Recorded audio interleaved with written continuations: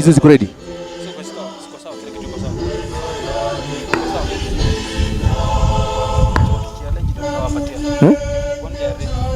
But we are started, tumeanza. Wataongea pale kwanza ndio wakuja hapa. So we need the three of them to akuwe na microphone.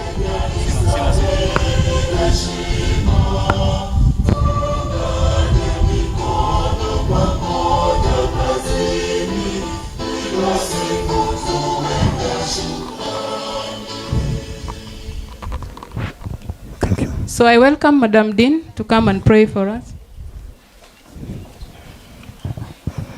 Let us pray. Arun.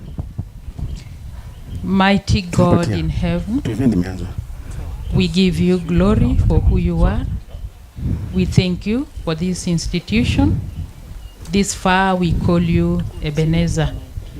We call upon you and your mighty presence to be with us in this meeting. And we welcome you, Jehovah, as holy as you are, that you may bless us, O Lord, and run with us through everything. We give you glory, Father, for our administration. By your grace, Jehovah, they have led us. We thank you for the gift of peace, the gift of life. We present the entire program before you. May you take it up. In the mighty name of Jesus we pray. Amen.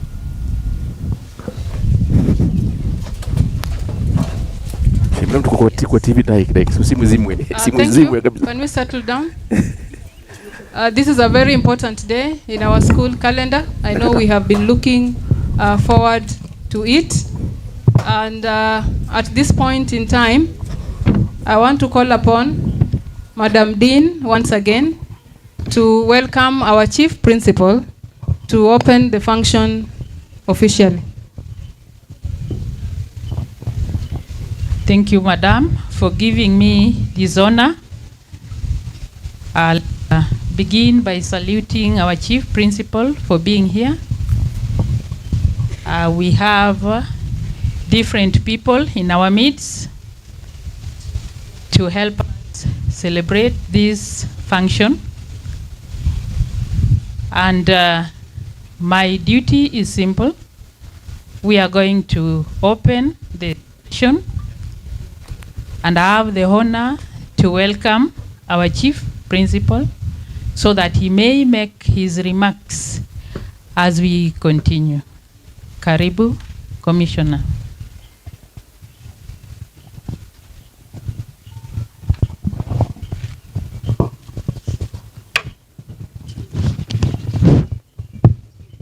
Good afternoon. You look moody. Why? To be moody is an attitude. An attitude is a self-accentuated feeling within yourself. Be proud of yourself, agile yourself, exercise yourself, and excite yourself. When you say no, this is your mood. They say that if a solution cannot be found on a problem, then probably the problem is not existing, but it is the reality. So we have to live with it. Quote. Ladies and gentlemen, today is a day for yourself, within yourself, and around yourself. It is a democratic space because it is by you, for you, with you, of you, and in you. When I was seated in the office, I heard somebody shouting, We want the president. You didn't specify. Do you want His Excellency the President Ruto to be here? You wanted Snapto president. Now, you are about 7,000. If actively now around 6 or 5 within the institution, we need one, either a man or a woman. All of you seated here, throwing your hands in despair that you want a president. Not you. Where do you want him to come or her to come from, if not you?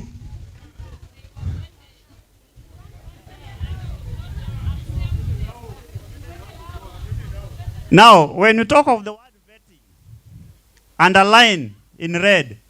To vet means to identify the particular characteristics or qualities or anomalies that punctuate the audacity of that personality to fit that position. True or false? True. Yes. So if you apply, then you go through vetting. Then the characteristics, quality does not befit you to suit that position. What do the vetting team do? Because they are guided by the policy framework. Even in a football field pitch, it is it's measuring around 65 by 70 meters squared. So you can find the surface area of a football pitch, and there are only 22 players. Why are they not 23 or 19 or 20? 11, 11. If you want to be the president and you have applied, then you should have your own feeling that you have the requisite quality required for that specific position. So kama wewe umekande, alafu sasa unasema nataka president, Rwanda ndiye akwe president. Why didn't you apply? And when you applied, you have read the conditions required. Why didn't you meet the conditions as stipulated very well in our constitution, SNAPTO, and the academic policy of the Siaya National Polytechnic? We unalalia masikio alafu unataka kusumbua watu. And you have been here for years. And who is this Rwanda? I was consulted that nobody is meeting the minimum requirements. The minimum requirement was have nil balance. Then I said, because we have problems with the fee, we cannot have nil balance as a prerequisite. Let's raise it to 20. Then I realized that those who want it to be 20 are the ones who have eaten their fees with their wives in the hostels. So I returned it to 15.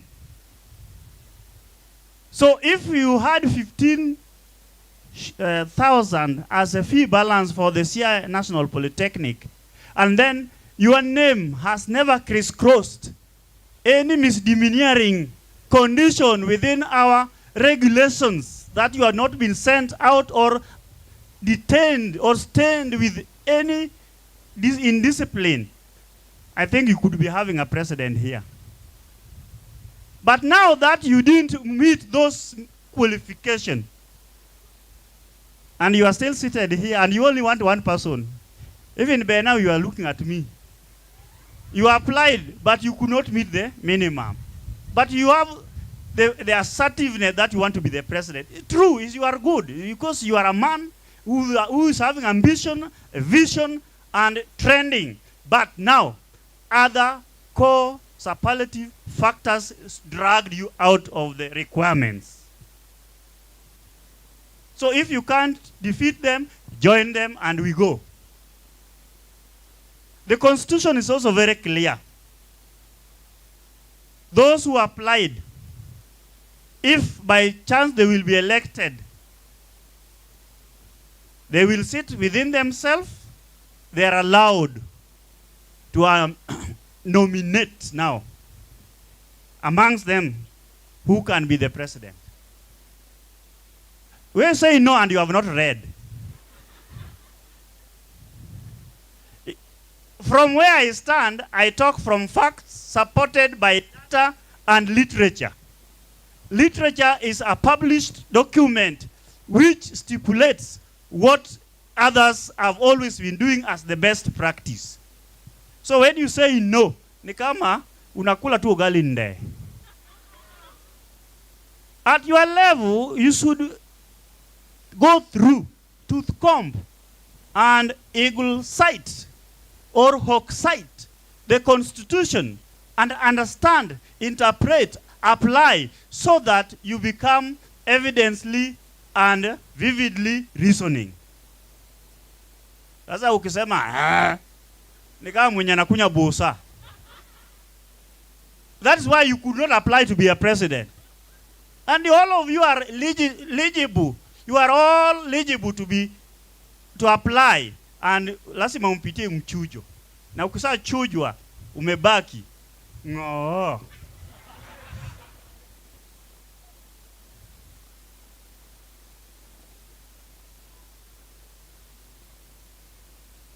Sema tu. So, we believe in democracy. And we believe in non-cowardness of personality. These ladies I'm seeing here, nobody could meet this. I mean, I'm having people with the balances here. Sasa mmenechokosa, muende nyumbani. Muende nyumbani mulete pesa. Munaenda? Ukisalipa fees, utaqualify, tutachagua president.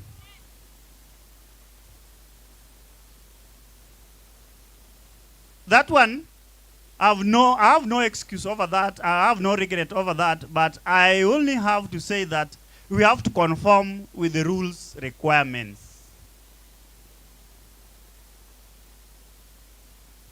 Even this group, where are they, the other one, the outgoing? Muko wapi, mwejificha wapi?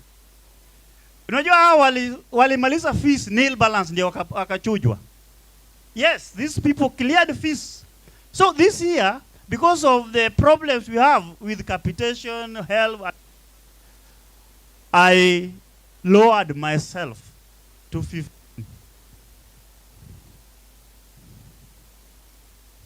Na hiyo 15, hata sijajua kama nyinyi wote mujalipa hata hiyo 15. Kesho mtafanya mtihani na nini? I'm having headache already. Umeninyang'anya power. So kama sina power.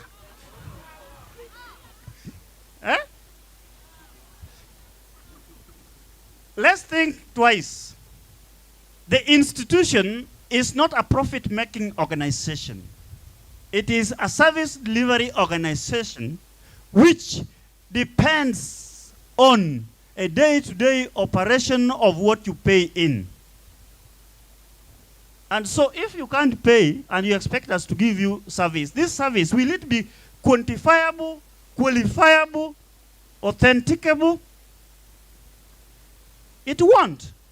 It won't meet the standard. And it will be very obnoxious for me to stand in front of you to produce graduates who cannot suit the industrial labor requirements outside because they have been half-baked. So I'm doing all I can to ensure that your training is in tandem with the requirements of the standards. Even now, when we are talking here, inside the staff conference, I have great visitors. From the State Department, from the Kenya National Qualification Authority, from TVETA, and the CBET delivery team.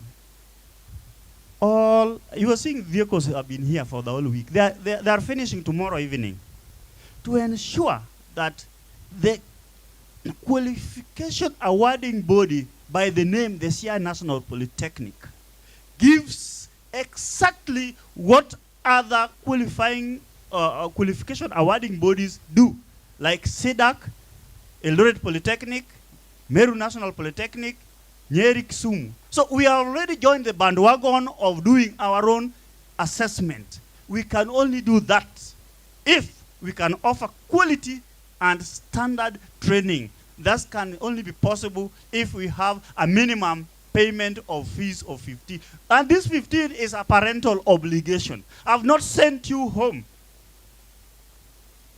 because I know the government owes you fees. So I've not touched that. If I was to touch that, I could say, for those who are doing NEC, 56. Those who are doing CBET, 67. Those who are doing modular, 30,500. For other institutions, 35,000. But here it's just 30,500. You are so lucky to have somebody like me who is a father and knows the background. Even I've not put check and balances machines to prevent you from entering the, as go to other institution. Utapata gate inasunguka hivi. Ukifika hapo, unaonyesha face yako, ama ID una swipe, na inakataa kufunguka. Utapiga nani jakoti? Wewe. You are lucky. So, instead of telling your parents to pay you the minimum, bado umekaa.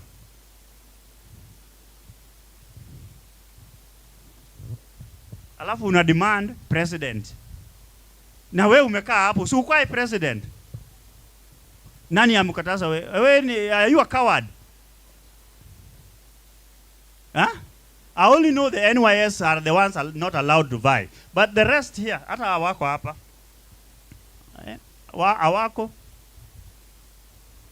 I don't see them. I know their faces. Some are quite incorrigible. So, I just want to open this so that I don't waste your time. I want to hear what those who have qualified want to tell you. Listen to them. Then we move on. After all, the priority of you coming here is not to be in the student council, is to pass your training and skills and go and look for employment and or employability. Kama mmekuja hapa ati unataka kukaa tu president, senator, unakula ugali, ufanyi mtihani, ulipi fees, you are lying to your own self and your future. With those very many remarks, I declare this debate officially opened. Thank you so much, Principal. Thank you so much, our Chief Principal, for the wise counsel. I hope the students have heard you well. I want the program now to move very fast because of the rains. At this point, I want to call upon the outgoing council led by Celestine. Just briefly, just a word maybe to the incoming group and to the students. Celestine, come. Yeah, you'll talk on their behalf. Thank you. To the Chief Principal, Dean of Training Affairs, IC, guests present and students, good afternoon. My name is Celestine Acheng, Governor Special Needs, outgoing interim president. Before I speak, I just want to introduce the outgoing council. Maybe they just wave, but I'll just mention them by name.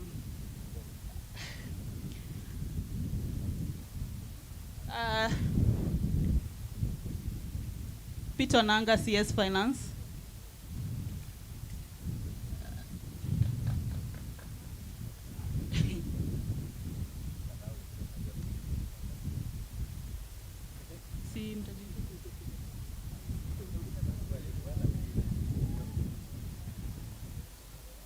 Peter Onanga, CS Finance, Interim Secretary General. Arnold Odhiambo, CS Health, Environment. William Evans Agida, Senator, Mechanical and Engineering Department. Daniel Onyango, Agriculture, Senator, also the Speaker of the Senate. Sandra Olga Utieno, Senator, Fashion Design and Cosmetology, Interim CS Education. Odhiambo John Emilion, Senator, Building and Civil Engineering, interim. Alphonse Bosco Otieno, Senator, Applied Science Department. Olale Lauren Adhiambo, Female Hostel Governor.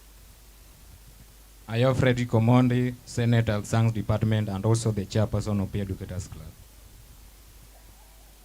Magoa Michael Otieno, Senator, Liberal Department, and also interim CS Entertainment. Thank you.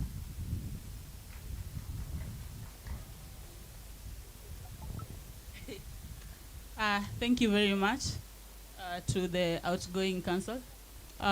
Just a word or two to the incoming or those intending to be in the council. Today is your day. You are a capable person. You believed in yourself, and so we believe in you. I wish you the best. Thank you. Thank you, Madam Celestine and your team.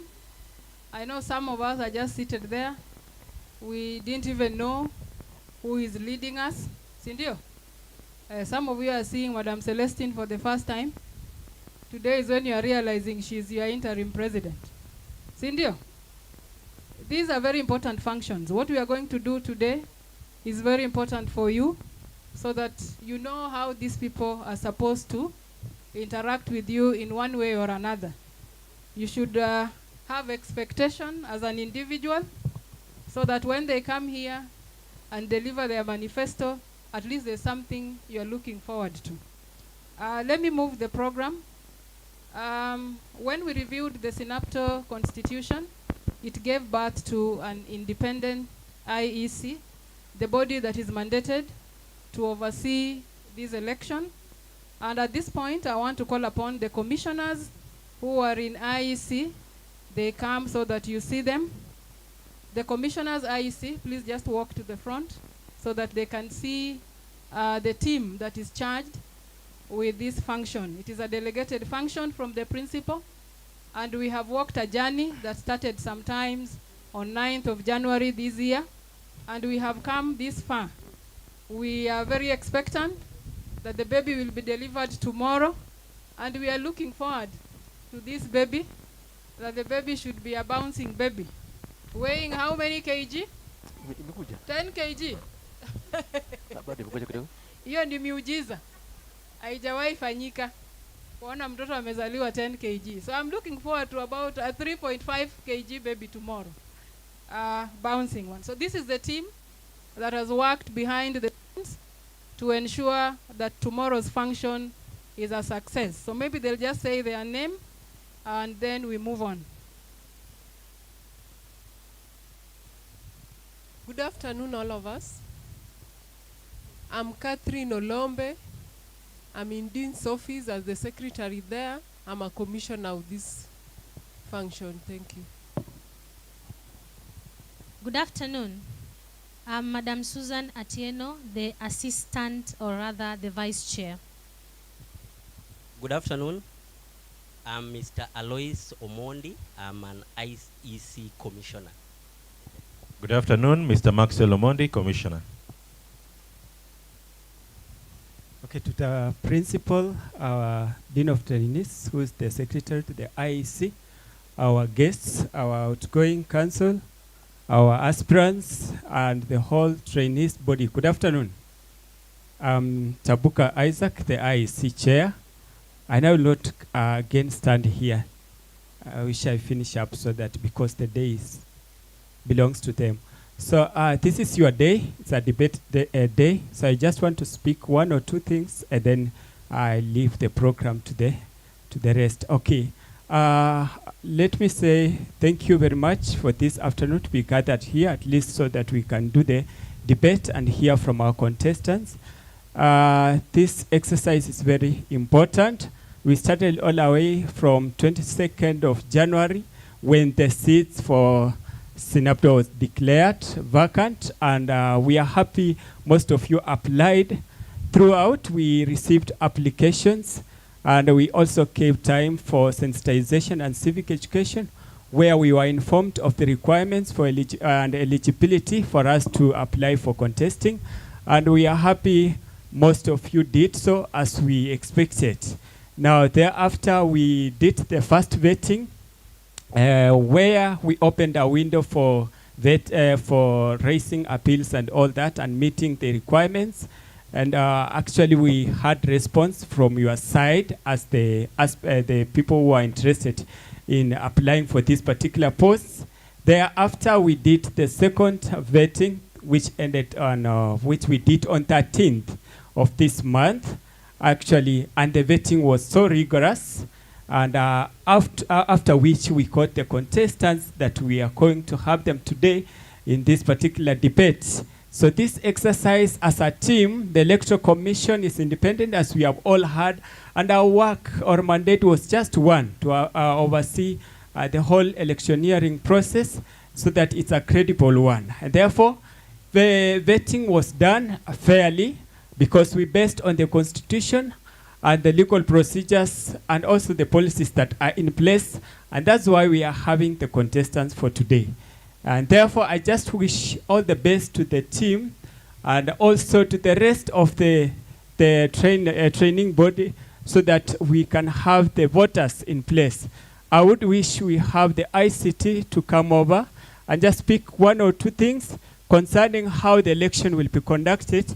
Then we shall give the program back to our MC so that we proceed on, because we have a task ahead of us. Kevin, please, just come over and speak one or two things concerning how the election will be conducted. The reason as to why I'm calling Kevin, it's because our voting is e-voting.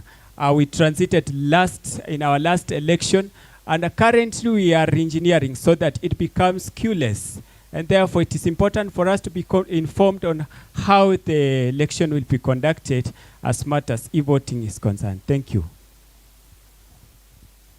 Thank you so much. The principal, the IEC chair, the secretary who is the dean of students, commissioners, aspirants, colleagues, trainees. Good afternoon. I'm Kevin Musoli, the ICT officer, and I'm an IEC commissioner, the technical lead in charge of digitizing and re-engineering the Synapto elections.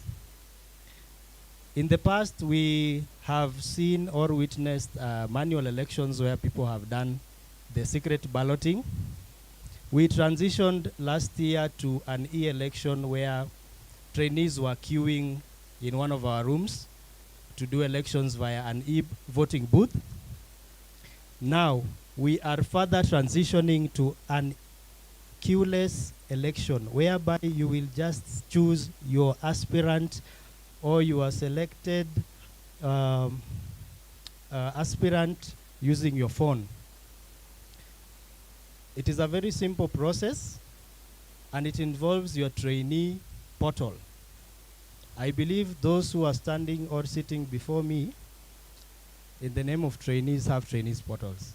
For those who do not have portal accounts, I wish to encourage you to kindly register. We have a desk besides the registrar's office. Kindly create your portal account before tomorrow. This goes to the new trainees. Continuing trainees, I don't expect you to not have trainee portal accounts. That is not something we can discuss. So what happens after you have your trainee portal account? We have enabled an e-voting booth feature in your trainee portal account. So if you log in right now, for those who are able to log in, you will see something like e-voting booth or e-elections booth. So once you click on that, you will be able to actually generate a secret voting PIN using your own phone. This is the assumption. When you are being admitted, you gave out some of your contacts. Some of us gave out their personal contacts for those who had numbers by then. Some gave out their guardian or parents' contacts. So this contact is mapped to your account, and this is the contact that will be used to send the one-time e-voting PIN. So kindly, trainees who did not have their contacts by the time they were being admitted, we have a desk behind this building, the Building and Civil Engineering Carpentry Workshop, We have an officer there who can assist you to actually map your correct contact, the one that you have in your phone, to your portal account, to ensure that once you generate the PIN, it goes straight to your phone. It does not go to your parent or guardian's phone, wherever they may be. Once you get the PIN, you'll be able to log in once, vote once, and exit the voting booth, whereby you will not be allowed to vote again. So this is, in a nutshell, that is the process that we are going to experience tomorrow. We are currently setting up internet connectivity to ensure that you have access to that booth from wherever within the institution. You might not have to go and camp there. You can even access that booth from here, from the block D, block ESP block, multipurpose, wherever there are internet hotspots. So we have officers on the ground currently making sure that that is a reality. Thank you so much. I'm sure we are going to interact in another forum as we move along. I wish the aspirants all the best. Karibuni sana. Thank you. That is the technical person, one of the commissioners that we had in IEC. Some commissioners were not able to make it here. In absentia, we had Madam Elizabeth, the HR. We also had Mr. Daniel Opany, the registrar, Madam Florence Okeyo, the deputy, academics. So that is the team that made up the IEC. I was also part of the commission, and we are looking forward to tomorrow. The chair has already spoken, so let me call upon the secretary maybe to give us a word, and then we give it now to Mr. Maxwell to show us what we are supposed to do moving on. Madam Dean. Once again, good afternoon. I may not have much to say because I'm seeing the rains and we want to hear the applicants when they are doing their debate.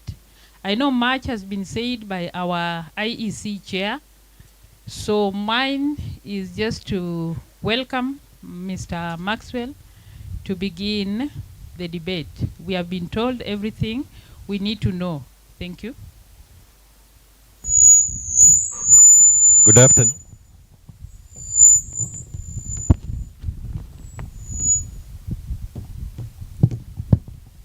Good afternoon. Good afternoon, trainees. One part of this particular process, that is e-election, I believe is what is taking you aback.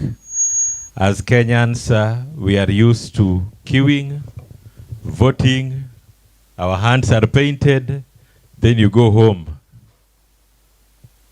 But what we are envisioning is when you are seated in your house, you're in class, or anywhere else, we are envisioning having an election that you're able to participate in wherever you are. Hata kama uko Nairobi, uko wapi, so long as wewe ni mwanafunzi unafanya nini? You participate. And that is also why we have included the part of the online debate. So that even if you're not here, and that is why today we are not very much bothered with people who to be here, even wherever you are, you can stream and see what your particular candidate is saying or doing at that particular time. So it is better for us to adopt this particular culture. One, it doesn't take a lot of time. Two, as a human being, being present at a particular place causes us certain stresses. So again, you don't have that. And you are going to be having also real-time results. Wanaweka, we unaona. Kama mtu haja kuwekea, unaona. Are you seeing that? So that by the time we say the voting is done, you know whether you have won or you have not done what? You have not won. That is now where we are moving to. So in future, again, I'm even sure the vetting process will be done online. So unafika tu hapa na kuambia, you cannot pass this stage. Do this to pass this stage. So by the time unione mimi, nitakuwa tu nimekaa chini during swearing in. Because that is the only thing that cannot be done online. It must be done what? Physically when you're there, understanding, for us to know that you have elected a what? A human being who is existing, and not a robot. Only at that particular point, we will be meeting. So let us take into consideration this particular aspect or this particular engineering process and participate in it. Now, my work will be very easy at this particular point. We want to start at the debate. We have 19 positions that we have applications, not 19, but we have 19 applicants. Out of these 19 applicants, only 3 positions are contested. That is the finance position, education position, and senator applied, no, not senator applied, but senator hospitality and tourism. Again, our chief principal, Dr. Daniel Randa, reiterated why we are in this position right now. You know the reason why? But again, as he said, is very lenient. Because imagine you're going to do an assessment, that the assessment body requires the full amount of money of assessment to be paid. Yet on your part, you have done what? You have paid less. Ukijiuliza kwa roho, hii pesa ingine inatoka wapi? Tunataka power, si ndio? Simpatie daktari power. Si power kwa mdomo, power through what? Mobilizing the finances. Tumelewana mpaka hapo. Now I believe coming in the next election or in the next process, we will know that finances are a key and core aspect of your training. Even the election requires money. If you see the people who have not introduced themselves as commissioners, unadhani wamesoma tu hapa wanafanya kazi ya bure. The camera is not cheap from what I'm seeing, the systems they have set up. This particular process is running live. So all those require money. In life, quality comes with the financial aspect of it. Now, huku this part of the world, known for loving what? Quality. Sindio? So let us go that way. Now, I'll be calling the positions. I'll start with the senatorial, hostel governors. Then I'll come to the departmental senators. Then I'll go to the CSS. Then I'll go to the executive. Each and every person will talk. Each and every person will be asked questions, whether you are alone in that position or not. Niliwaambia ile kizungu ya tunataka power. Sitaki. Start. You want to be a leader of all these trainees seated here, 4,000 plus. If you're not able to express yourself, then I wonder how you reach this particular point. I'll start by the candidate in the hostel governor's position. I remember we had 2 candidates. One did not go through, and one went through. The one who went through is called Makori Annette. Makori Annette, sitaki kusema kazi yako, kuja hapa. I'll hand you over to the moderators.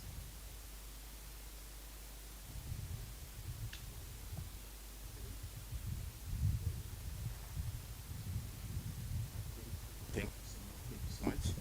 Just before we give it to the moderators, allow me also to say a word or so. For those who do not know me, my name is Michael Olwen. I am the team leader of ACTT Digital Media, the organization that has been trusted with this process of conducting this debate online. Allow me also to commend the principal, Dr. Randa, for having given us this chance to be able to document this and of course live stream it. Last year we were here, and what you observed was quite beautiful, and we advised the principal and talked to him and convinced him that this kind of debate is important that it goes live. Reason being, you are young right now, of course you'll grow and become an adult, who from one reason or another would want to launch his political aspiration into the national politics. This platform is giving you that opportunity to be seen worldwide. You don't know who is watching today. You don't know who actually is very keen on your leadership in future. And it's for that reason that we say that this should go live. And allow me also to mention that in the history of Kenyan education, I think it is only Siaya National Polytechnic that has done public debate. If there is one that has done that I'm not aware of, then I'm sorry for that. But Siaya National Polytechnic, among the polytechnics in Kenya. So, with me here are panelists who will be able to ask questions and will be able to adhere to strict timeline, a minute or so to be able to answer questions. So, to you, my interviewers, just introduce yourself so that our viewers and listeners can be able to know you. Welcome. Thank you. Good afternoon. My name is Mr. Alois Omondi. I'm one of the moderators. My name is Thomas Olwach. I'm one of the moderators. My name is Mary Elma Omondi. I'm one of the moderators.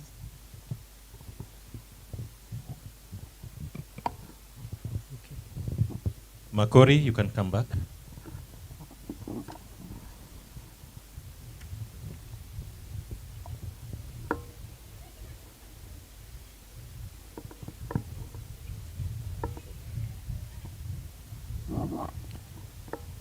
Welcome, Makori Annette. Thank you. For SNAPTO 2026 pre-debate. Just feel relaxed and welcome. Thank You can go ahead and tell us about yourself. Okay, I'm Annette Makori, a student at Siaya National Polytechnic, Applied Science Department, under laboratory technology. Okay, which position did you apply for? And you can tell us the reason why. I applied for the position of an state governor, and the reason is that I'm more concerned about the well-being of my fellow students among the hostel, and another is about diversity among the hostels, since we know that not all come from the same family. So in that, I can make them feel welcomed. Okay, are you going to be a leader or a boss? A reader. Can you convince us?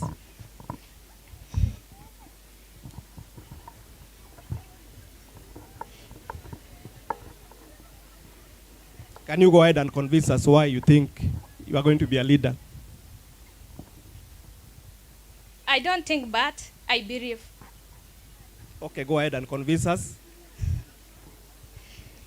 I believe that if I'll be the reader,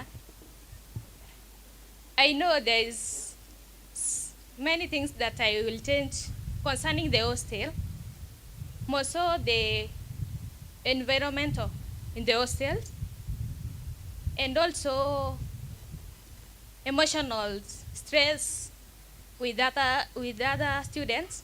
I can sit with them, share, and come up with solutions. Well said, Ms. Makori. What is your agenda if elected to the position of hostel governor?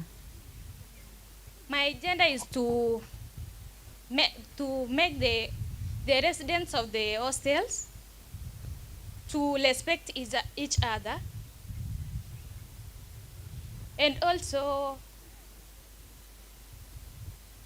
share their thoughts even when they have something bothering them, to feel free to anyone, just to stay like family. So, Ms. Makori, Yes. just a question.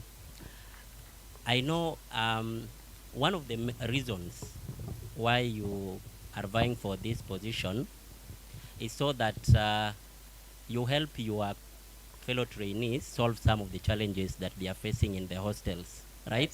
Yes. what are some of the challenges our trainees are currently facing in the hostels? Like sometimes we have challenges of water in the hostel. Sometimes there's no water. We woke up in the morning and we have to move from the hostel, maybe go up there, all there, so that we can take the water from there. So if elected the hostel governor, what will you do so that you help solve those problems? I monitor the such kind of problem at appropriate time and go to the dean's office and put my suggestion there about that. Thank you so much, Ms. Makori. All the best. Thank you.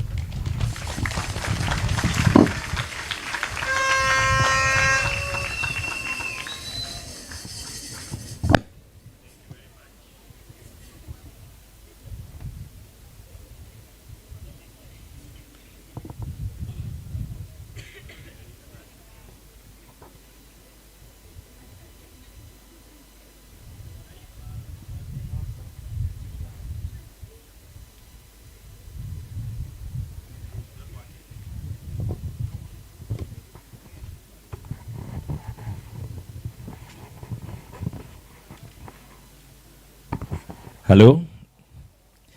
Thank you very much. Before you come, please take a sip of water.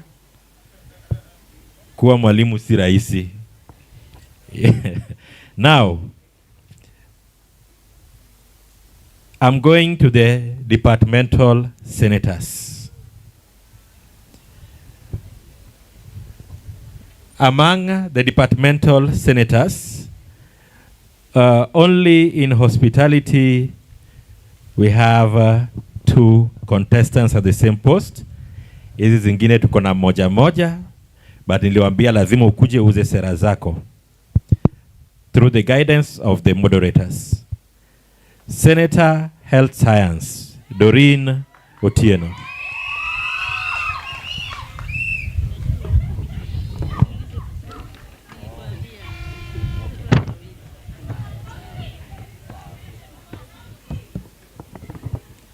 Doreen, welcome. Thank you. Just relax. You can go ahead and tell us about yourself. I'm Otieno Doreen from Health Science Department, pursuing a course in Community Health Assistant Level 6. I'm vying for Senate Health Science Department. Okay, why do you think you are fit for that position? Because I'll be communicating for the trainees in my department to the HOD, their welfare being to the HOD of the department. So how will you be doing your communication to the department? Through the class representatives. Okay. Doreen, can you briefly tell us your agenda if elected in that position? What do you plan to do for the whole year? My agendas, I'll present my department in council meetings. I'll present trainees affairs to the HOD. Can you tell us courses offered in your department? We have nutrition and dietetic, level 5 and level 6, community health assistant, level 5 and level 6. So in case there will be complaints from your colleagues, trainees, how will you handle it? If there will be complaints in my department, I'll go direct to my HOD and raise the issue through him.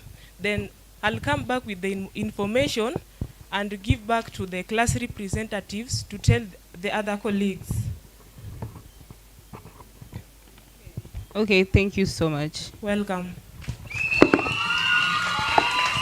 Thank you very much. Thank you. We are moving on. Senator Liberal Studies, Esther Chieng.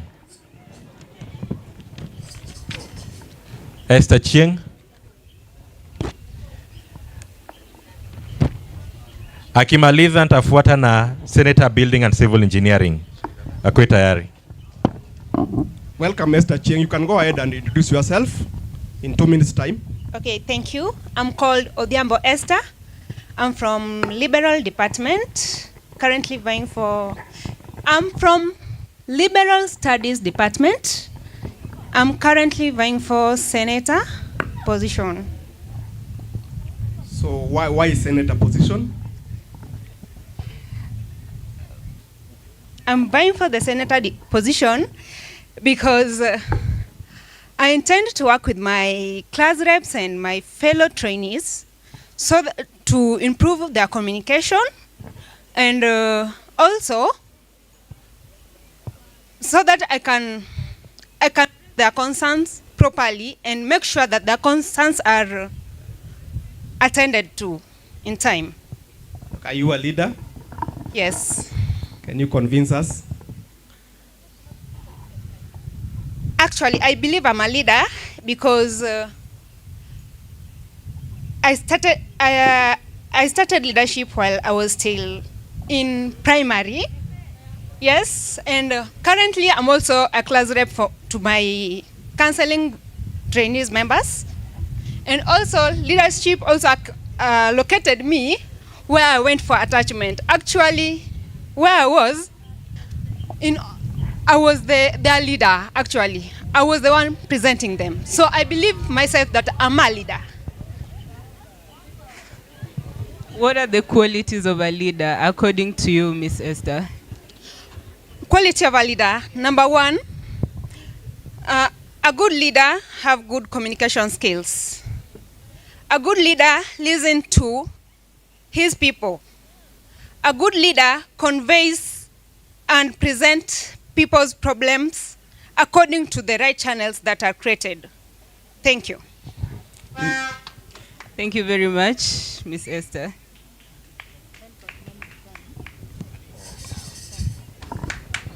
Asante sana.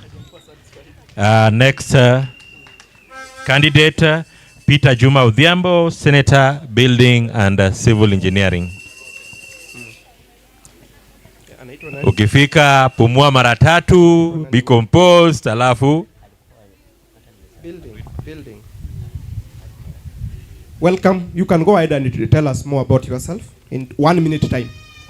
My name is Peter Juma, a trainee in Siaya National Polytechnic under Department Civil and Engineering, pursuing the course Building and Construction. Okay, which courses are offered in your department? Plumbing, land surveying, carpentry, building and construction. All. Can you tell us how you'll be coordinating all those sections?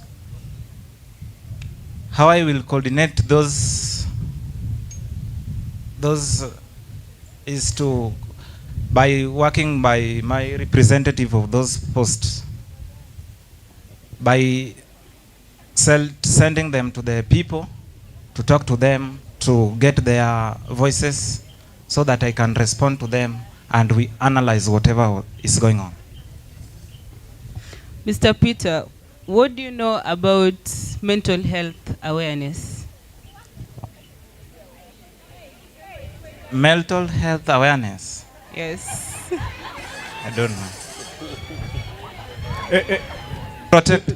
I think that is to protect some people who are is not in good condition. Okay. The building department has a huge male population. Yes. And so how do you plan to promote self-development for the male trainees in your department? After I've been elected, I will sit down with my colleagues and decide myself and the head of our department so that we can work together, because you yourself, you cannot make a decision from your mind, but you must search for people so that we can share an idea. Oh, okay, thank you very much, Peter. Thank you. Okay. Thank you very much.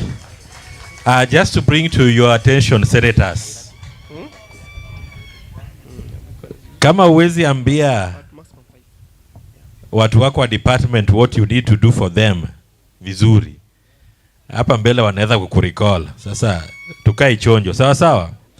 Felix Juma Odhiambo, ICT Senator. Karibu.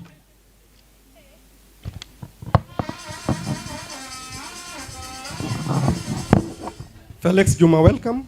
Thank you. You can go ahead and tell us about yourself. I'm Felix Juma, student in the ICT department, aspiring for the ICT senator. So you think you qualify to be the ICT senator of ICT department? Yes. Can you convince us? First, I stand here to give my consent as a leader. I'll work for the department because I believe in the current world we do innovation, where I believe it's of innovation, digitalization, and empowering. Okay. Can you tell us the courses offered at the department? The courses are many. It's number one, in general, it's just ICT itself, in general. ICT, you are going to lead a department, and there are several courses offered there. Can you just think of any, or even the one that you are doing?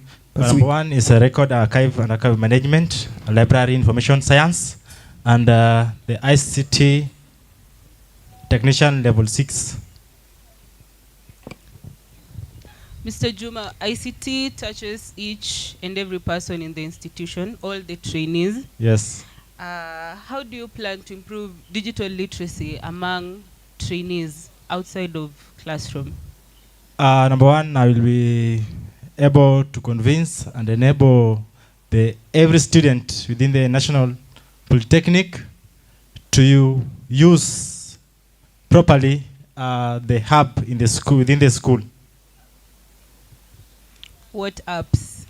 At the hub itself, we have the Jitume and other labs within the ICT department. Briefly, in 1 minute, encourage these trainees on the importance of ICT. Number one, when I was beginning, I said that ICT is because it's dealing mostly with the innovation.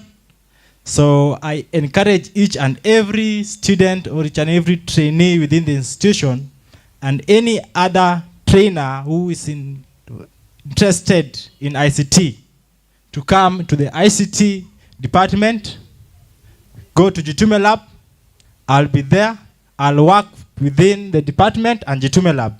For anyone who is interested to know more from application, online jobs, and any other digital platform to use, I'll be available to use to guide within the institution. Thank you very much, Felix. Thank you. Thank you. Thank you. The next candidate is Andisi Veronica, Senator, Applied Sciences.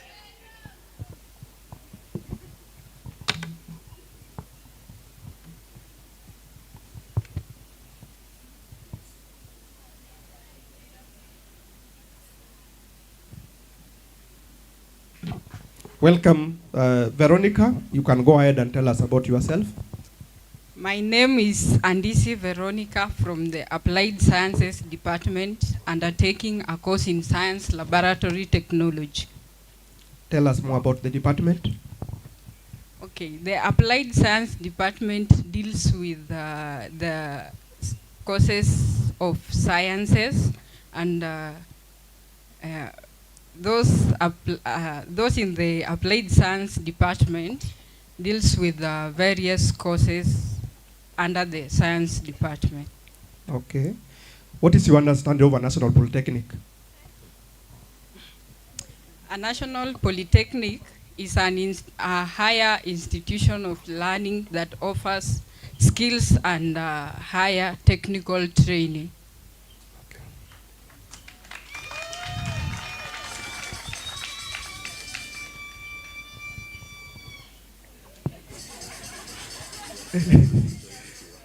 Or which qualities do you possess that make you believe that you can be a senator of the department? I have active listening skills to listen to the concerns and interests of the students. Then honesty to work with justice and perform their work efficiently. Okay. Is there any current trending news that you can learn from as a leader, aspiring leader? Yes. Okay, can you go ahead and tell us? To use the digital tools in transforming and... I mean, is there currently a trending news in Kenya, political trending news, that you can learn from?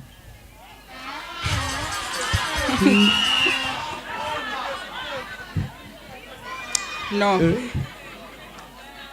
Any news? Thank you so much. All the best. Thank you very much.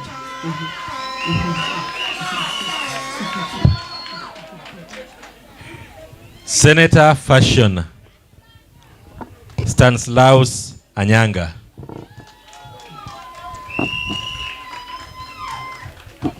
You are allowed to use the two national languages, either English or Kiswahili, the one you're comfortable with. Welcome. You can go ahead and tell us about yourself. Yes, I'm Stanislaus Anyanga, taking course in fashion design and cosmetology department, taking course under fashion design. Okay, why fashion design of all the courses in the department? Can you convince us? I chose this course because it was just because of interest that enabled me to proceed to that department. How will you be coordinating all of the department? It is just through motivation, motivation within the department by students, and giving them the right way to act or deals with the other students. So, Stanislaus, yes. How do you plan on making the fashion and cosmetology department more visible in the institution so we can have more male trainees enrolling for that course? Yes, thank you. It is through advertisement that will be done through within the school and through the media sources, and also through meetings and passing messages to other people outside. How do you plan to pass that message? I plan through public awareness. Yes. Okay, thank you very much. Thank you very much. Ukisikia moderator amekwambia thank you, umemaliza. Calvin Odipo, Senator Mechanical.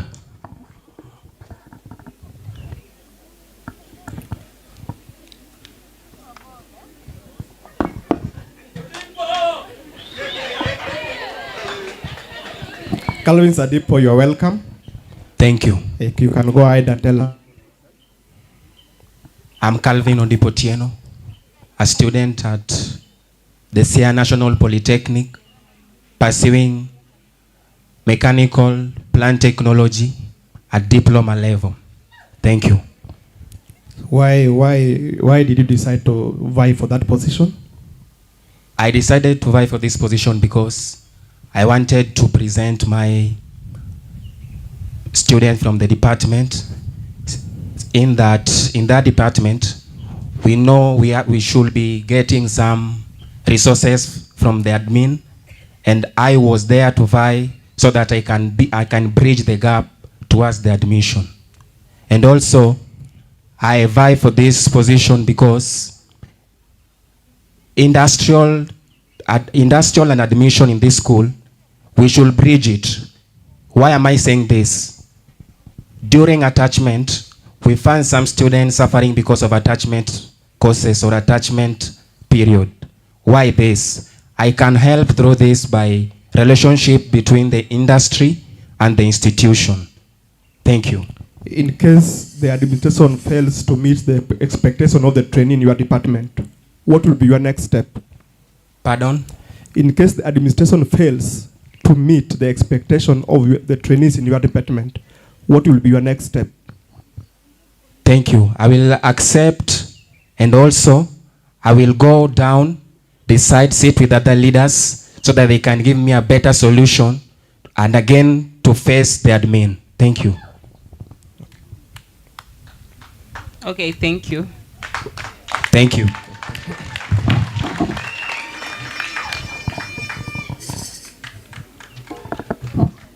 Joseph Otieno, Senator Electrical, your moment.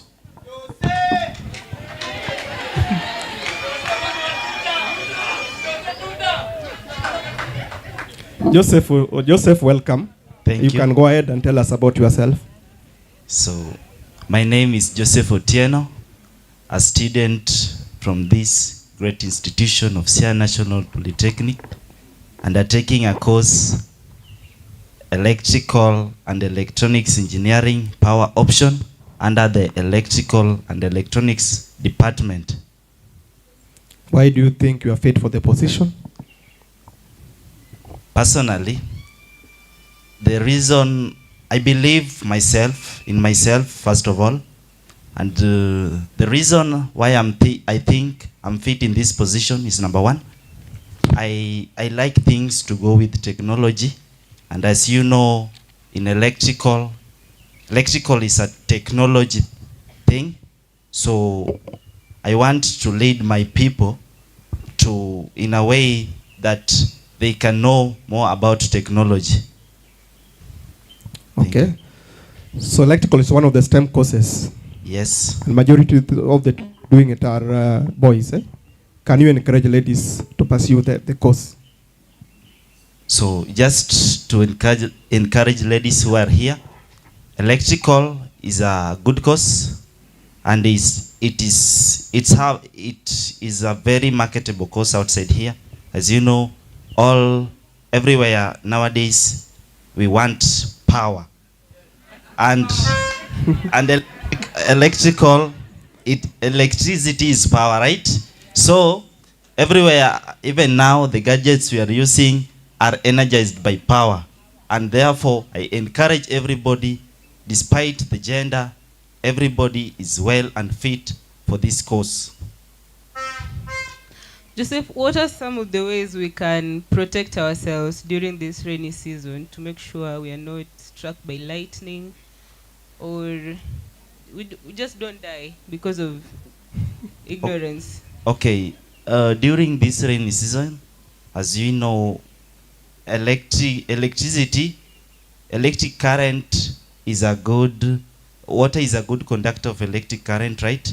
And so I can advise you people that during this season, you can wear the boots, the safety boots, or the rubber shoes, so that in case you come across in contact with the water that might have been that may have electric current, you may not be shocked. And secondly, when there is raining, don't lean on the walls or have shade under the trees. And that is my advice to you people during this season. Thank you so much. Thank you. All the best.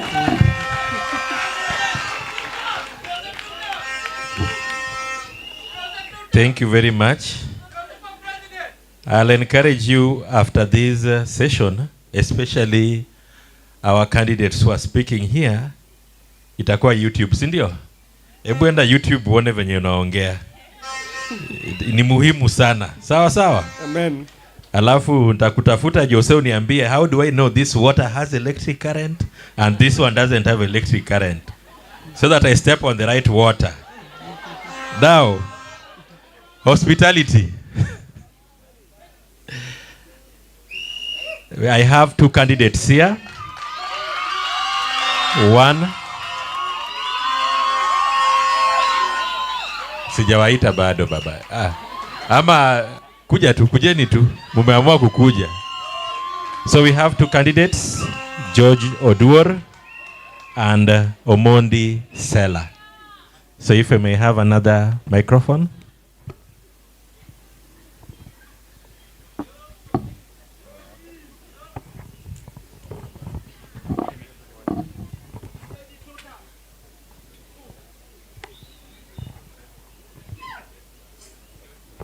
Welcome, George Omondi. Thank you. And Omondi Sela. Thank you. So if I may begin with George, can you tell us about yourself? I'm George Odhiambo Duor, a trainee from the Siaya National Polytechnic, from a Department of Hospitality and Tourism, undertaking a course on food and beverage production. Doreen, can you do the same? I'm Omondi Sela, a trainee at the Siaya National Polytechnic, taking a course in food and beverage management level 6. Omondi, why do you think you are fit for that position? It's my Omondi. passionate about George, why do you think you are fit for that position? I'm a leader. I'm a person who can listen to my fellow comrades, my fellow trainees, and I am a team leader who can cooperate with both the trainees and the trainers in the department. Okay, Sela. What about you, Sela? Okay, I'm passionate about leadership and I believe in myself I can lead. Are you a leader? Yes, I'm a leader. Can you convince us? In my primary, I was a school president. In high school, I was a class prefect. And in the current institution, I was a class representative. George, which qualities do you possess as a leader? I'm a team leader. I'm a hardworking person. I'm a person who can listen to my trainees. I can lead them and also present them. I can also represent them in a specific field.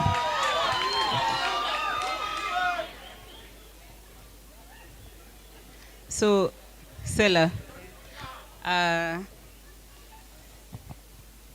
briefly sell to your voters your agenda if you are elected the Senator, Hospitality and Tourism.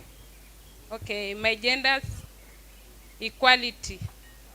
I'll advocate for equality for all among the trainers, and for representation, I'll try representing my fellow trainers in different occasions. Okay, George, briefly sell your agenda to your voters. Okay, within my department, I'll have a good rapport between the trainers and trainees, so at least we should not be lacking the equipment within the department. And also, about the internet connection within our department should be installed there through the help of the administration. And I can also be having a good connection within our HOD, so as at least all the trainees within the Hospitality and Tourism Management Department can be able to accept all the resources that are within the school. Sela, what do you think you'll do better than George? In the department, what do you think you'll do better than George? Maybe I'll be collaborating with the stakeholders, maybe to inquire more about the course and try involving my fellow trainers in different activities. What about you, George? Okay, I'm a good leader. I'm a good leader and I'm a representative, so I can be able to cooperate between the trainees, my HODs, all the trainers within my department, so as we can have a good leadership by at least having some departmental meetings between the trainees and the trainers, so as we can air out our grievances, all the challenges that we are affecting us within the department. Okay, to Sela, how do you plan to represent the hospitality department to make it more visible in the institution? I'll create awareness on the goodness of the course and maybe encourage other trainers to join the course. How? How will you create awareness? By even, I can just talk to them, organize some groups, and tell them more. Okay. To George, Yes. how do you plan to make the hospitality department more visible in the institution? I can make it by cooperating well with my trainers.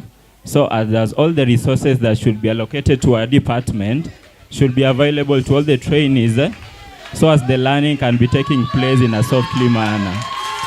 Thank you very much. Thank you very much. Thank you.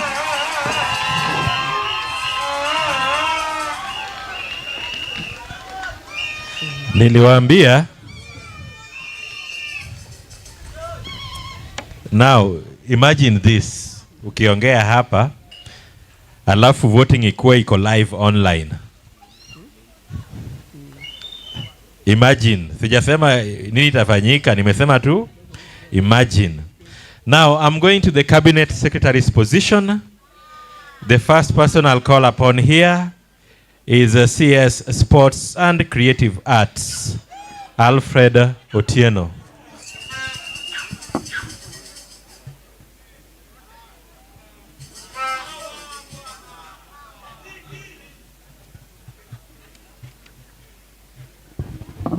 Alfred Otieno, welcome. Thank you. You can go ahead and tell us about yourself. Alfred Otieno from the Building and Civil Engineering Department, doing land surveying course. So why do you think you are the best for that position? Yeah, so far nimekuwa na school team na ninaelewa zile mashida wanapitia, so naweza wakilisha vizuri. What are some of the sports offered in the institution? Currently yenye iko active sana ni football, but after nimeingia hapo nafikiri kila mtu atawakilishwa, different categories zitakuwepo. Which games are available in the institution currently? Football peke yake ndio majorly nani. I know someone who plays handball. But iko active. Okay. How will you be planning those activities successfully? First of all, coordinate na sports coordinator, Madam Susan, pamoja na wenye wako interested in those teams and trainings, na tuazidi kupanda. Okay, thank you. Thank you. Thank you very much, Bwana Alfred. Umesema ni football pekee iko hapa? Ai, okay. Nimeuliza amesema hivyo pekee. Nani amesema ni ukweli? Aya. CS Education. I have two individuals. Tulieni kwanza. Tulieni kidogo. So the individuals, I have Samuel Omondi and Stacy Okelo.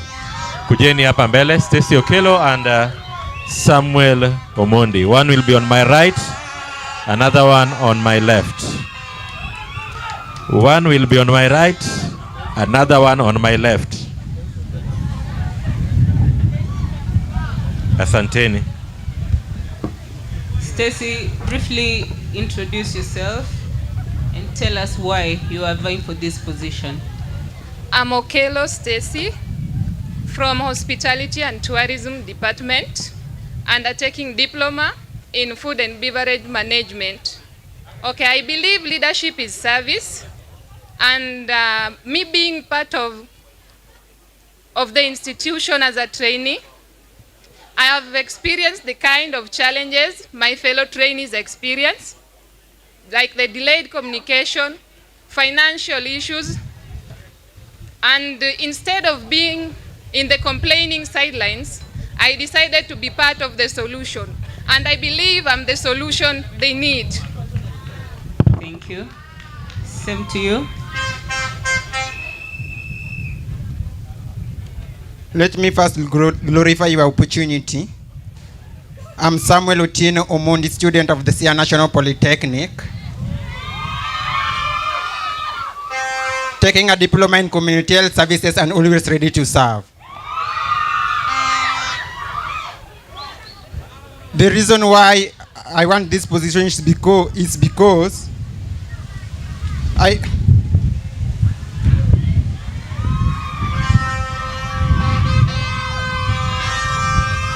the reason why I want this position is because I believe quality education is the background of our institution. I believe quality education is the background of our institution. And now, I want to help our students and be an advocate for those students who want to train and do their research. Number two reason why I want this position is because training and skill development. I aim to encourage the criteria of creativity research by supporting student innovation forum and knowledge sharing platform where students can showcase their ideas and talents. Stacy Okello. Yeah, what are some of the STEM courses and non-STEM courses offered in Siaya National Polytechnic? Come up again. What are the STEM courses and non-STEM courses offered in Siaya National Polytechnic? We have. You can begin with STEM courses.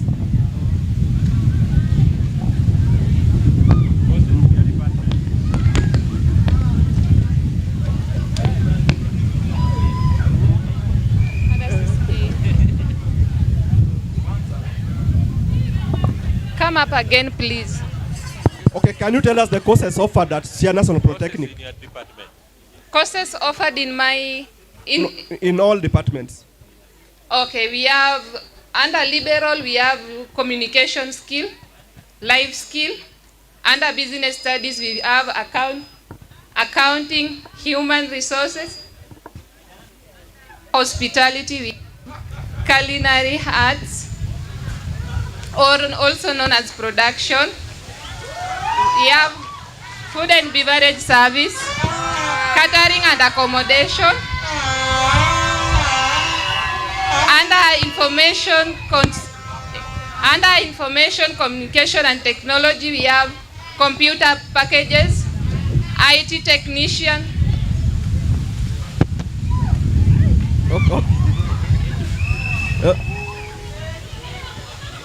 Samuel, can you tell us the STEM courses and non-STEM courses offered? Courses offered in the institutional. STEM courses offered and non-STEM courses. Okay, which are the courses offered? Number one, we have in health science department, we have community health assistant, we have nutrition and dietetics. When it comes to building, we have land surveyor, we have building and technology. When it comes to ICT, we have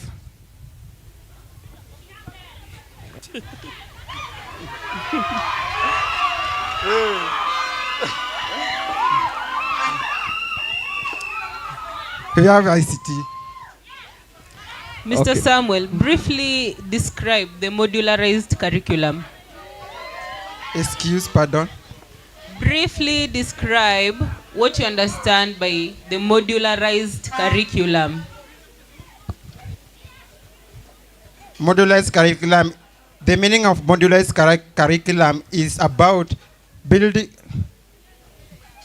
our students building our students to become more competent in their resources, and so that they can gain more practical in their activities when they become in their job. Okay, Stacy, please tell us the CBET principles. Okay, the CBET principles, one is offering certification after the end of every courses. Number You can tell us what you understand by the TVET SEDAC. TVET CDAC. Yeah, what do you understand by it? Okay, the TVET CDAC is an examination body, and it offers examination and certification at the end of each and every assessment. Okay, thank you very much. Thank you very much. Thank you. Thank you very much. All the best. Thank you.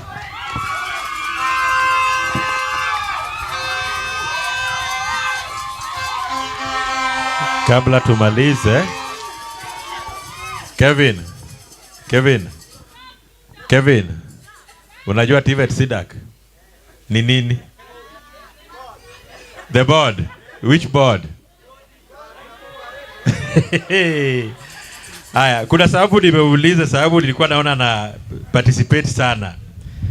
CS Finance, I'll require 2 individuals here. This position is also contested. And muache tu akuje peke yake. Bado sijaita mtu, lakini mnawaleta, wachini tu akuje kila mtu peke yake.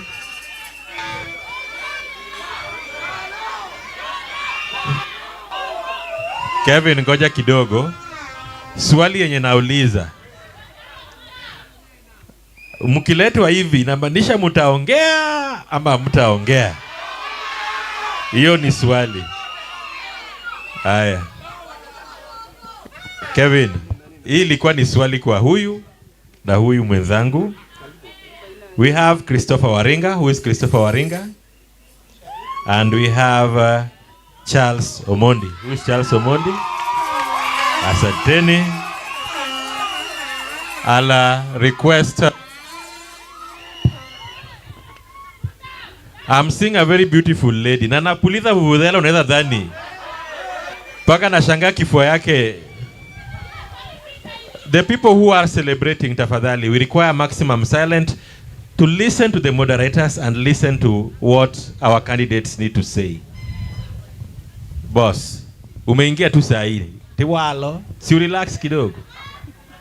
Sawa, karibuni. Welcome, Christopher and Charles. Charles, you can tell us about yourself.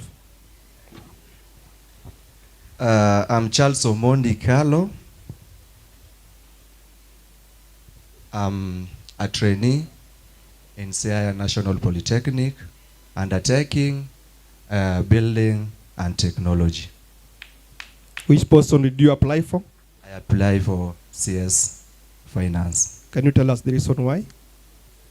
Okay, the reason why I apply for CS in Finance, I have better skill, polish skill to manage either the positive side and the negative side of that within the docket of the same. Christopher, can you tell us about yourself? Thank you. I'm Christopher Waringa from Business Department, taking Business Management Level 6. Which person did you apply for and why?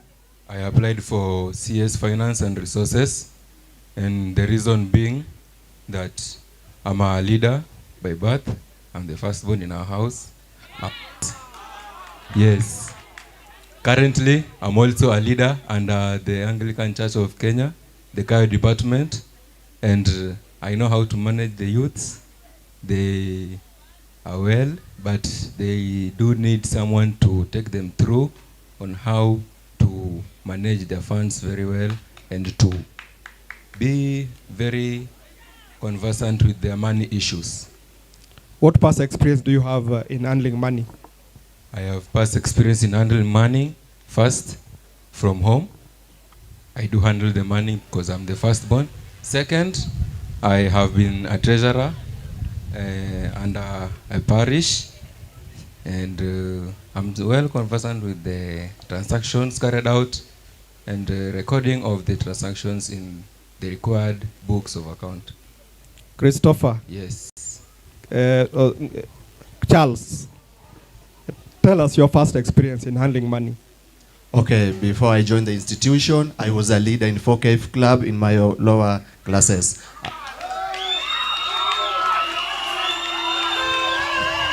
So what do you understand by integrity? Okay. Integrity. Come on. What do you understand by integrity? Integrity is all about serving people equality. So how will you apply it when elected? I will ensure that every person in my department, in my cabinet, gets his or her share as required and as prescribed in the vision.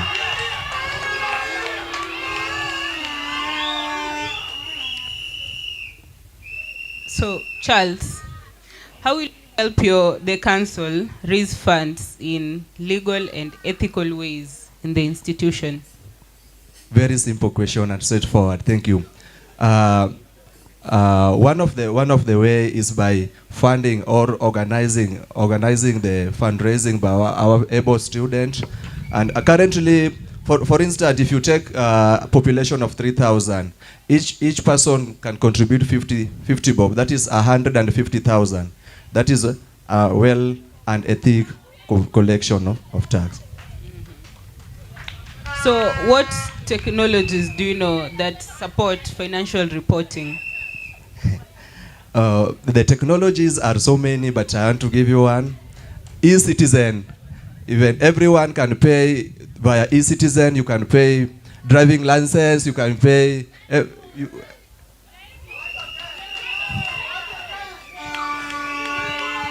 Christopher,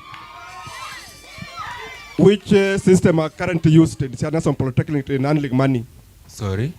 Which system is being used currently to handle finances? It's mobile money system. No, in the council, leadership council. In the council? Yeah. Sorry? You asked about the system that they are using. Currently they're using. In managing the funds? Yes. Yes.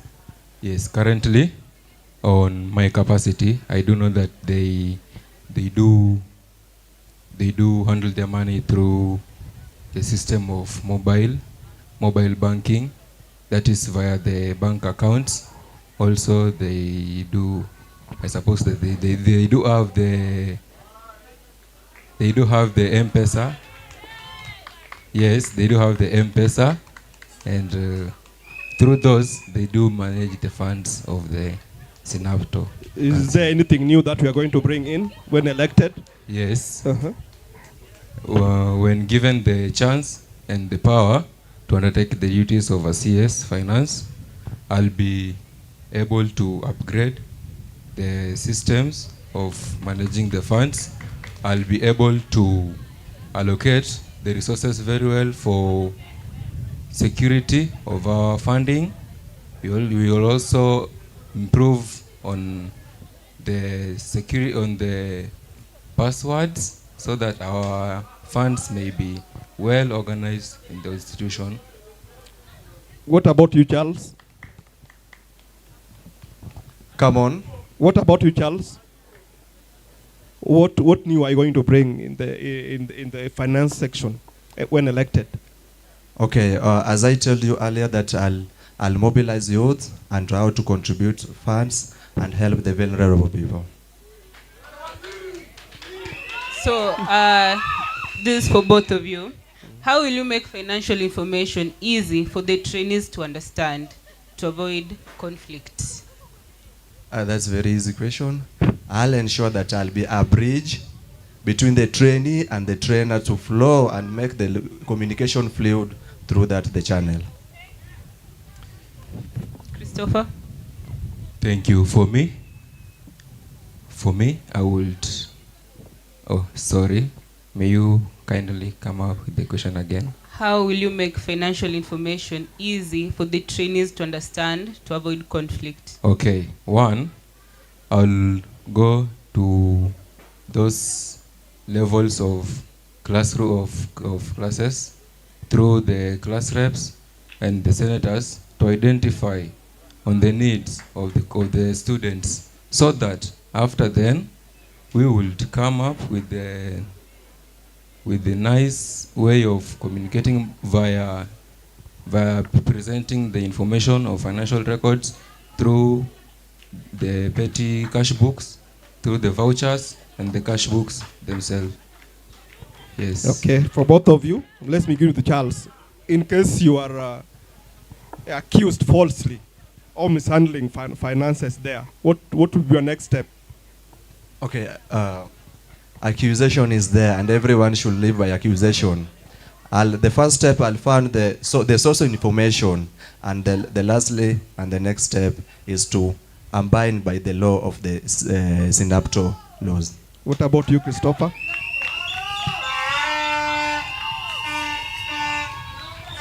What about you, Christopher? If allegedly, I would consult the immediate person, to the immediate authority, and give my own perspectives of them, and produce my. I would. Oh, sorry for that.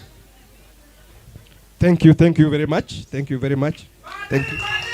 Thank you. So, finally, just briefly tell us your agenda and why you think you're a better candidate than your opponent. Thank you very much. I have my agendas here and to serve the comrades.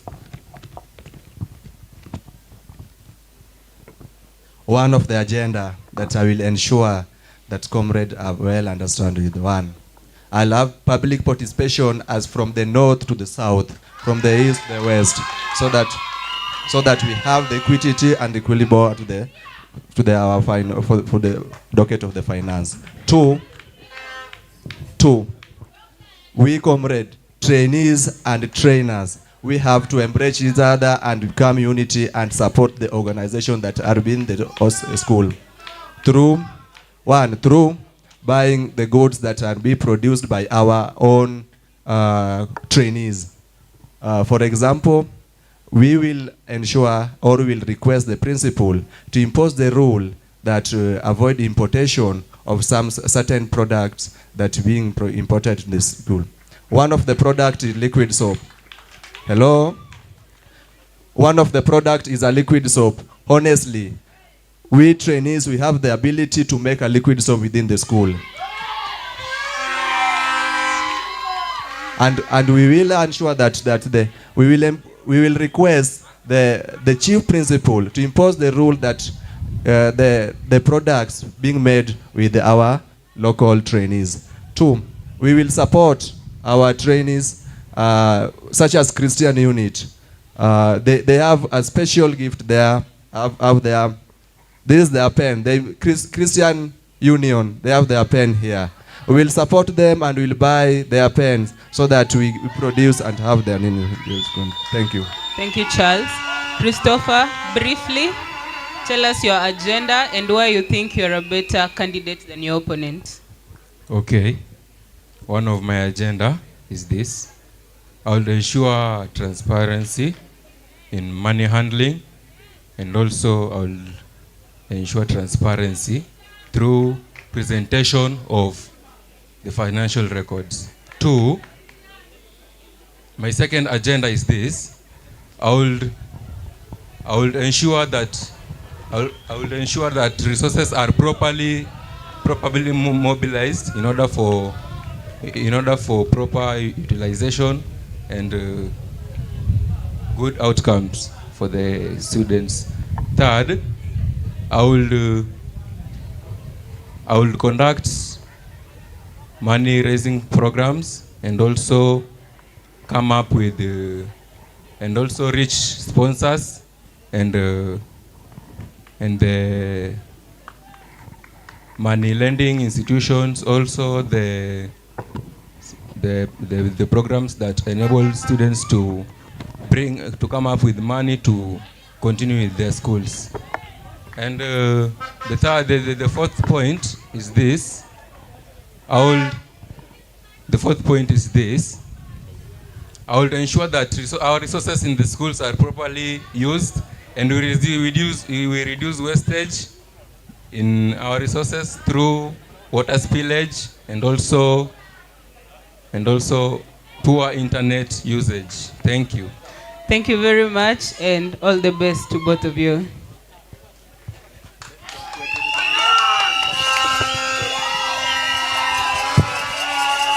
Thank you very much. Leo nimesikia kuna 4KF Club, nimesikia money lending.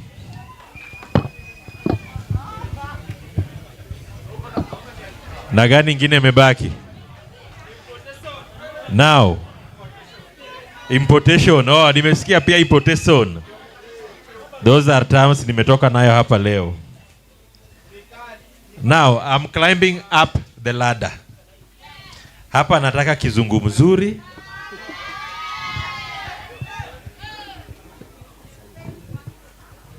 Leo naona wanawake warembo, lakini vitu wanafanya. Ngeso, Olivia.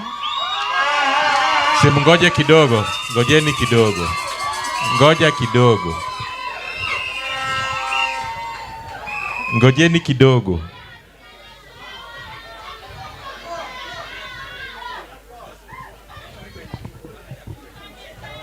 Unanyesewa ndani ya tent. Unanyesewa ndani ya tent. Sasa mtaki kunyesewa. Haya. I'd like to invite Olivia Andeso, women representative. Karibu.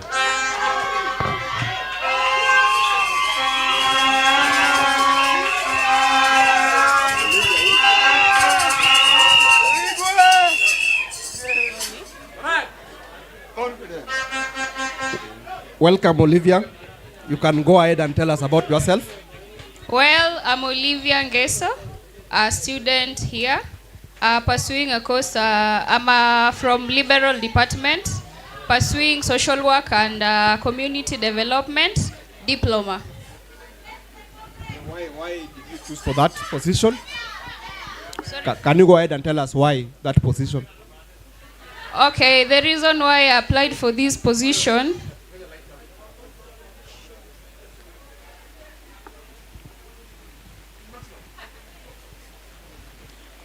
Okay, can I continue?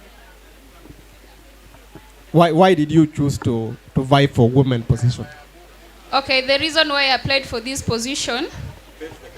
Okay, I have a passion and I believe I can lead, and also I applied for this position to protect my fellow ladies and address their matters. What is your past leadership experience? Sorry? What is your past leadership experience?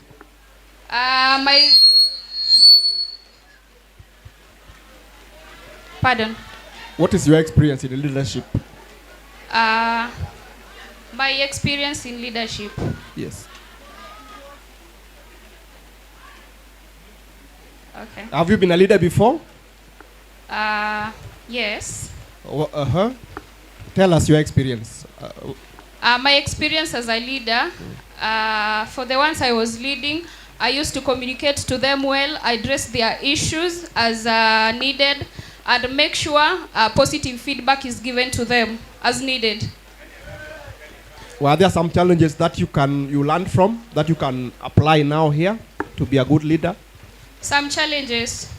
Yeah, having that people are different, so it's not easy to deal with some people.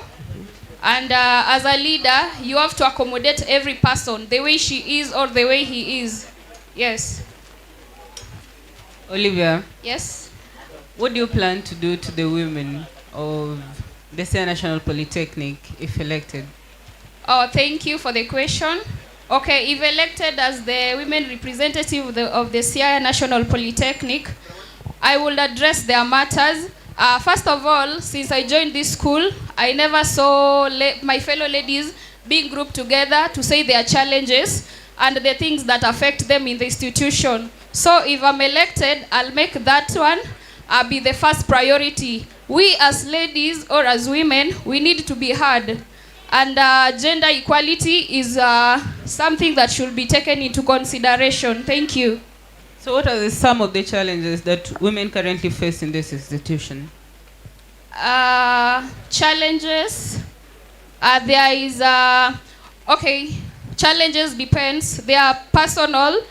Sometimes maybe someone is not capable of addressing it in a congregation. So I will be here personally. So if you have any challenge as a lady, as a woman, you can face me personally if you can't address it in front of people.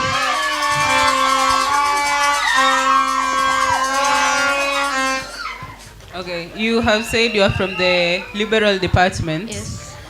So, using the skills that you have learned from your department, in 1 minute, kindly address the ladies of the Siaya National Polytechnic.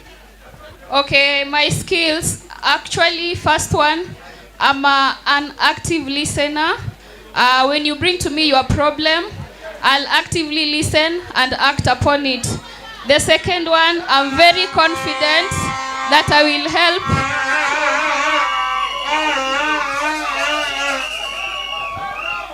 The second one, I'm so empathetic. I will empathize with everyone on her problem. And the third one also, I'm so confidential. Whatever you will tell me, you won't hear it in another person's mouth or anywhere else being talked about here. Okay, thank you, Olivia. All the best. You're welcome. Thank you.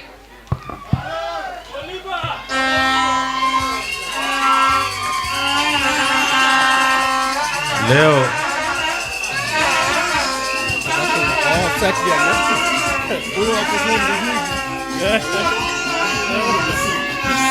DJ kidogo.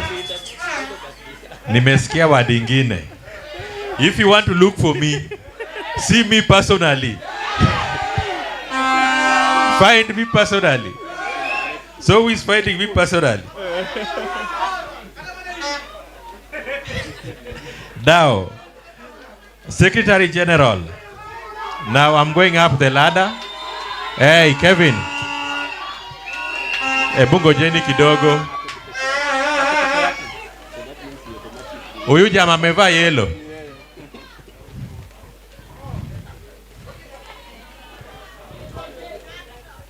Anajua kitu amefanya, acha kufanya. Now, wengine wanataka ngoma. Ngoja kidogo, si tunafika hapo. Now, in this position we have Cliff Omondi, who was contesting for the position of Secretary General. Aya.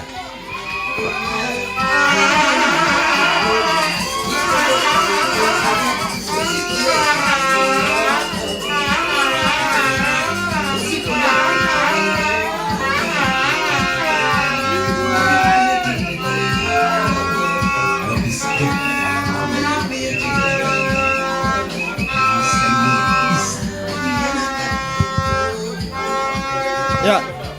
Omondi, welcome. Just relax. Thank you very much. Yeah, in 2 minutes time, you can go ahead and tell us about yourself. My name is Cliff Omondi.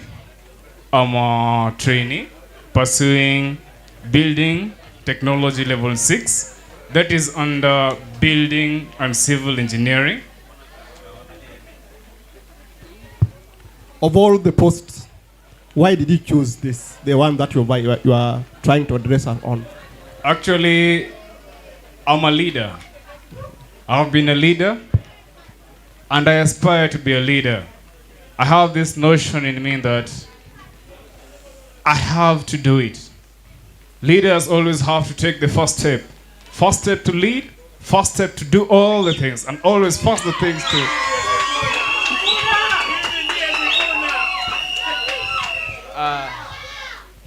And as a leader, you need to make an example.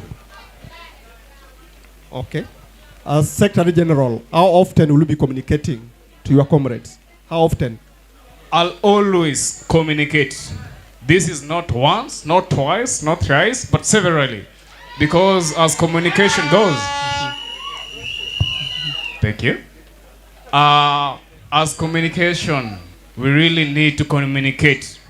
Second by second, there's always something that happens.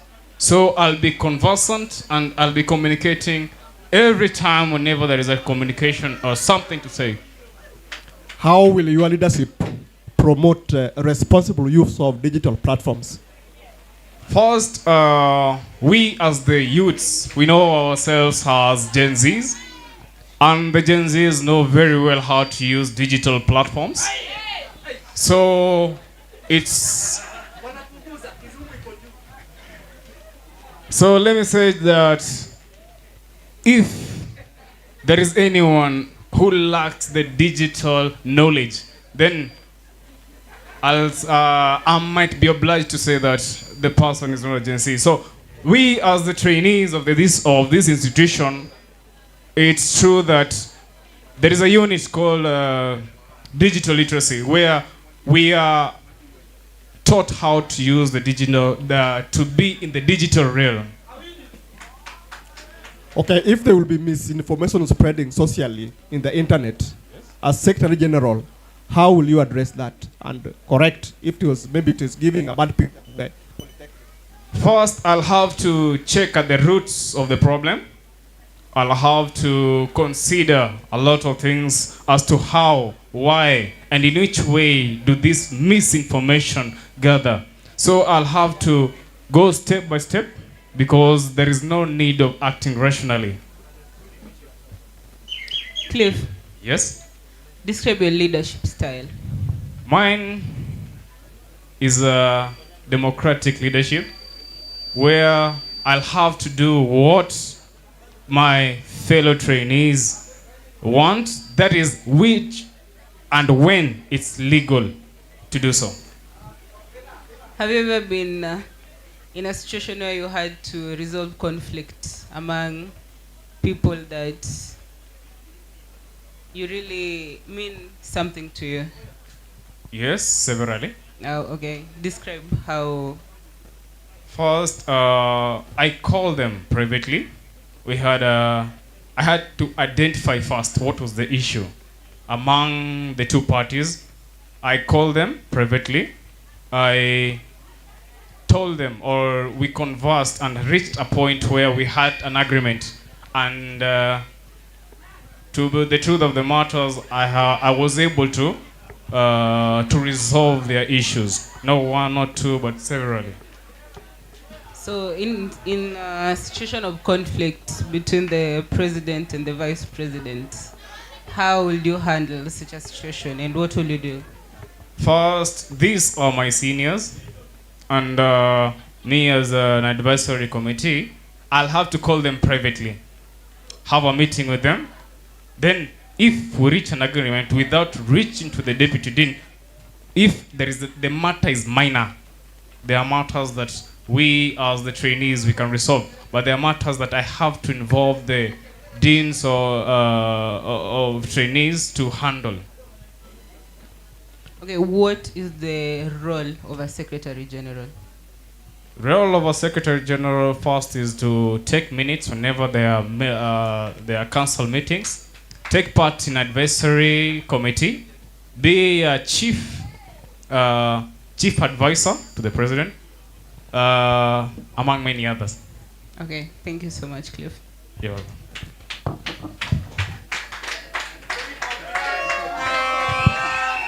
Sasa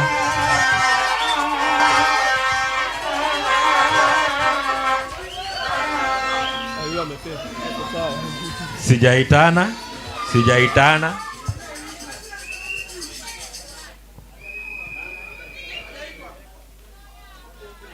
Why don't you let that lady breathe hata kidogo? Shida ni now let me welcome the Vice President, Florence Owino, a candidate for the position of Vice President.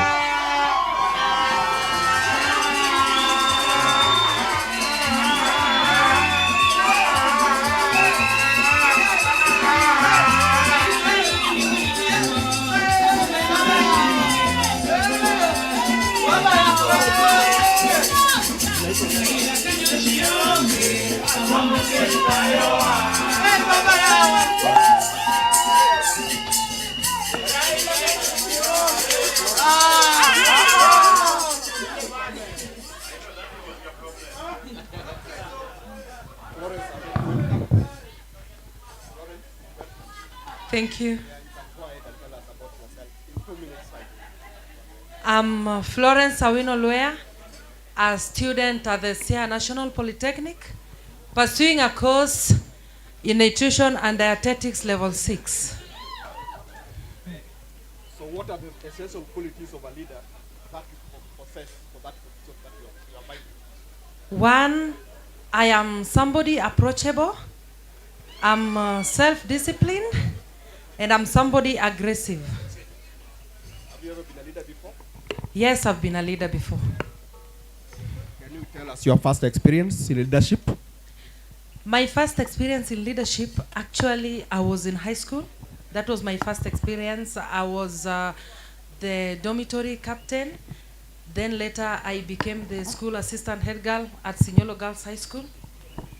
And then when I joined Siaya National Polytechnic, I became the nutrition and dietetics chairperson.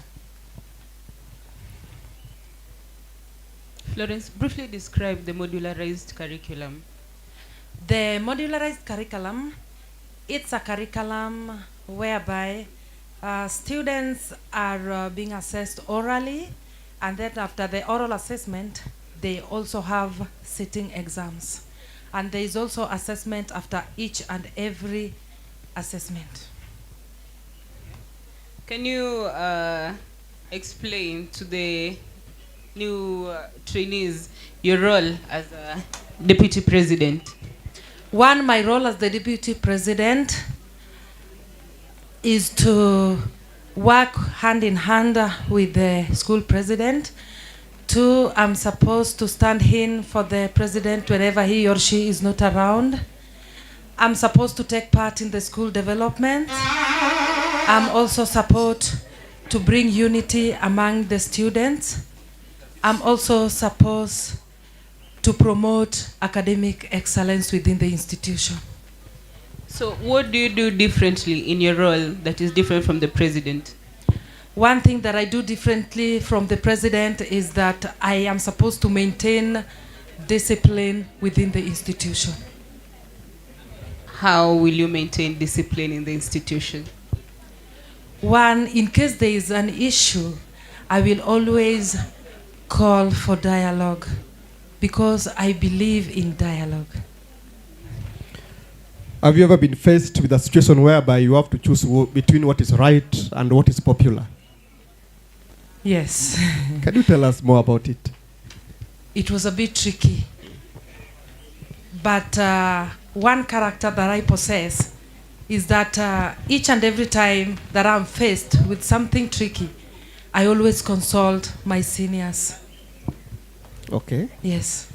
Any trending news currently that you can learn from as a leader? One trending news that I can learn from, is it any news? Any news, local news, national news? Oh, national news. Yes. One news that is patience. I've learned about patience from the current news, the political news. I've really learned about patience, and I believe that if you are patient, you can go far. Okay. Currently, we have the trending news about the Russian guy in Kenya. As a woman in your position, what can you say about whatever is going on? It is just an example of what is going on. What can you say about it? Okay, about the Russian guy.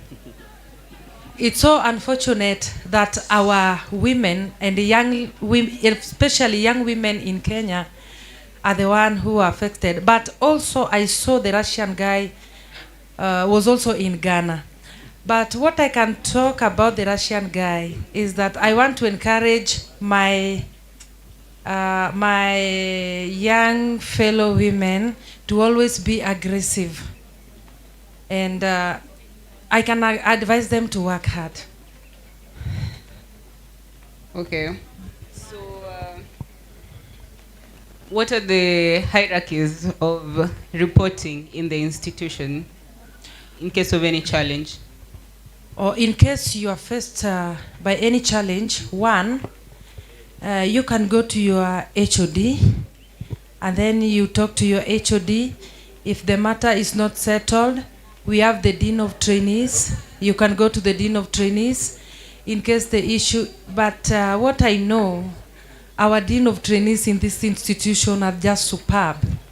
They are good people. Matters can never pass them. They know how to handle students and each and every situation. Yes. In case there is a national crisis affecting all TVET, and especially Siaya National Polytechnic, as a deputy president, how will you handle it so that you address the trainees to understand? One, I'll call my council. We will sit down as a council and talk about it. We will look for those involved. We can sit with them down as a council, try to talk with them. If the matter is beyond us, we can proceed to the principal, to the HOD or the Dean of Students. And in case the administration refused maybe to accept the demands of the trainees, as a leader, what will you do? I will still just to go back and plead with them. There are people, they will listen, I know that. Yes. Okay, you can sell your agenda to us. Okay, one, my agenda is to promote unity among the departments, because I believe in a slogan that together we stand, united we stand. Together, if we stand together, we can make this Siaya National Polytechnic a bigger institution, and later it can also graduate to a university, if at all we can work together. And there is also student welfare, and I'll make sure that each and every student in this school is empowered academically, especially in academics, and there will be an academic excellence. And I promise to always represent their issues to the administration.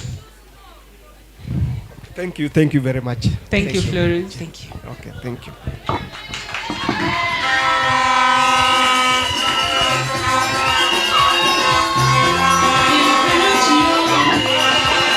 Hey. Niongea ama ninyamaze tu? Aya, sasa tomorrow morning voting will start at 8 sharp.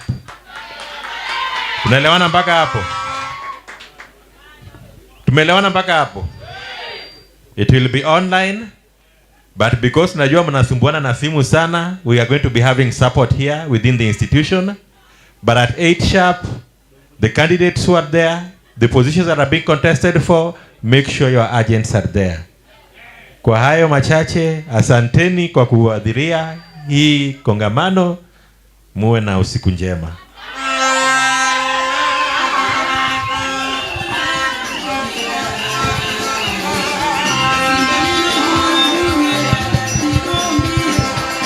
Thank you so much, thank you so much, thank you so much, thank you so much. Thank you so much. That was the debate that was happening live from Siaya National Polytechnic. This is the first institution to actually hold a public debate that is meant to hold the student leader accountable. Whatever they say today, they must be able to implement it going forward in the event they get elected.